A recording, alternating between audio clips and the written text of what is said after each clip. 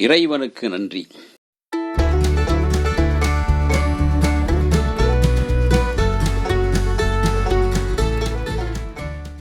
1972 நடிகர் திலகம் சிவாஜி கணேசன் நடித்து 7 படங்கள் வந்தது. அதில் ஒன்று ராஜா. இந்த படத்தை தயாரித்தவர் கே. பாலாஜி. கே. பாலாஜியும் நடிகர் திலகமும் நெருங்கிய நண்பர்கள். பாலாஜி பெரும்பாலும் சிவாஜியை வைத்துதான் நிறைய படங்களை உருவாக்கியிருக்கின்றார். அதில் இந்த படம் இப்படி உருவான ஒரு படம்தான் ராஜா. இதில் உளவுத்துறையை சார்ந்த கதைக்களம். இதில் துப்பறிவாளனாக நடிகர் திலகம் நடித்திருந்தார். இந்த படம் முதலில் ஹிந்தியில் வந்தது. ஜானி மேரா நாம் என்கின்ற பெயரில் தேவானந்த் நடிக்க அந்த படம் திரையில் வெளியானது. அது ஹிந்தியில் மாபெரும் வெற்றி பெற்றது. அதுதான் தமிழில் சில மாற்றங்களோடு வந்தது. இதில் சந்திரபாபு நகைச்சுவை நடிகராக 3 கதாபாத்திரங்களில் 3 கெட்டப்களில் 3 சந்திரபாபுவாக வந்து நகைச்சுவையை அள்ளி கொட்டியிருப்பார். படத்தின் ஆரம்பமே ஒரு போலீஸ் அதிகாரியின் மகன்களான அண்ணனும் தம்பியும் பாக்ஸிங் செய்கிறார்கள். திறந்த வெளியில் அந்த ஸ்கூலில். அந்த பாக்ஸிங்கில் 2 பேருமே சரிநிகராக இருந்து இருவருமே ஒரே புள்ளியை எடுத்து ஒரே அளவில் டிராவில் முடிகிறது. இருவருக்கும் அந்த கோப்பை தரப்படுகிறது. இப்போது அண்ணன் தம்பி இருவரிடையே ஒரு கோடு வேர்டு போல அந்த பாக்ஸிங் இருக்கிறது.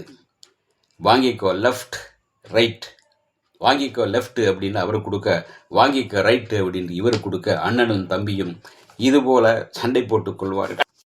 ஒரு கொலைகாரன் கத்தியால் குத்திவிட்டு செல்ல அவனை துரத்தி கொண்டு அண்ணன் போக, அண்ணன் அப்படியே அவர் அந்த வில்லனின் காரில் உட்கார்ந்து விடுகிறார். அங்கிருந்து அவர் அந்த வில்லனால் வளர்க்கப்பட்டு பாலாஜியாக உருவாகிறார். சேகர் என்கிற பெயரில் உருவாகிறார். அங்கிருந்து அதே போல பாபு என்கிற பெயரில் அங்கு பாலாஜி உருவாகிறார். இங்கே ராஜா சேகர் என்ற பெயரில் இங்கே இவர் இங்கு தந்தையுடைய ஒரு போலீஸ் துறையின் மகனாக பிறந்து அவர் அங்கிருந்து வளர்ந்து ஒரு காவல் அதிகாரியாக தன்னை வளர்த்து கொள்கிறார். ரங்கராவின் தளபதியாக பாலாஜி இருக்கின்றார். அங்கு ஜெயலலிதா மூலமாக அந்த கூட்டத்தில் வந்து சேருகிறார் நடிகர் திலகம் சிவாஜி கணேசன். அங்கு அவரை சோதிக்கப்படுகிறார். ஒரு வழியில் அவர் அந்த கூட்டத்தில் சேர்ந்து விடுகிறார்.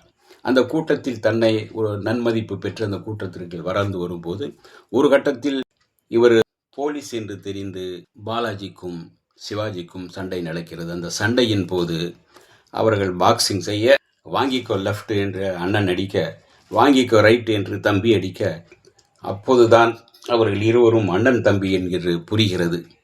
பிறகு குற்றவாளியான ரங்கராவை எப்படி அவர்கள் பிடித்தார்கள் என்பதை மீதி கதை. மிக சுவாரஸ்யமாக இந்த படத்தை உருவாக்கியிருப்பார். தாதா பிலிம்ஸ்க்காக கே. பாலாஜி தயாரிக்க சி.வி. ராஜேந்திரன் எழுதி இயக்கியிருப்பார். மிக அற்புதமான இயக்குனர் அவர். இதில் சிவாஜி கணேசன், பாலாஜி, எஸ்.வி. ரங்கராவ், தாரா சிங் மற்றும் பல நடித்திருந்தார். அவர் சந்திரபாபு 3 கெட்டப்புகளில் வந்திருப்பார்.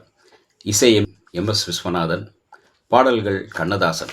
கங்கையிலே ஈரமில்லையோ என்கின்ற ஒரு பாடலும், 2ல் 1 நீ என்னிடம் சொல்லு என்ற ஒரு காதல் பாடலும், நான் உயிருக்கு தருகின்ற விலை என்கின்ற ஒரு கவர்ச்சி நடனமும், நீ வர வேண்டும் என காத்திருந்தேன் என்கின்ற ஒரு பாடலும், 5 பாடல்களும் மிக சிறப்பாக இனிமையான பாடல்களாக அந்த சுச்சுவேஷனுக்கு தகுந்த பாடல்களாக வைத்திருப்பார்கள். சுந்தரராஜன், மனோகர், எஸ்.வி. ராகவன், பண்டரிபாய், காந்திமதி, சித்தூர் வீரா, நாகையா, கே. கண்ணன், ஜம்பு என்று படத்திற்கு இன்னும் பலம் சேர்க்கக்கூடிய வில்லன்களின் கூட்டமும் போலீஸ் அதிகாரிகளின் கூட்டமும் என்று படத்திற்கு மிகப்பெரிய பலம் சேர்த்திருந்தன. ராஜா படம் அதனுடைய டைட்டிலே வேற மாதிரி வைத்திருந்தார்கள். அதற்கான ஒரு சவுண்டை தனியாக ஒரு ஆங்கில படத்தின் பாணியில் எம்.எஸ். விஸ்வநாதன் அதற்கு ஒரு இசையை கொடுத்திருந்தார். அந்த இசையின் பின்னால் ஒரு சவுண்டு, ஒரு குரல், ராஜா ராஜா ராஜா என்று குரல் வரும். அதே சமயத்தில் அந்த பயமுறுத்துவது போல அந்த இசையும் அதில் கலந்திருப்பார். படத்தின் ஆரம்பமே ஒரு எதிர்பார்ப்பை ஏற்படுத்தும் வகையில் ராஜாவின் டைட்டில் அமைந்திருந்தது. ஒரு துப்பறிவாளனாக மிக சிறப்பாக நடித்திருப்பார்.